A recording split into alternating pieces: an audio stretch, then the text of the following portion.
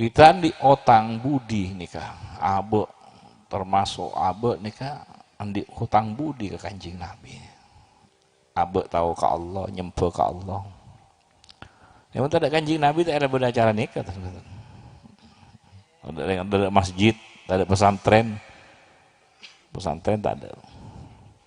Masjid tak ada, madrasah tak ada. Jasana Kanjeng Nabi.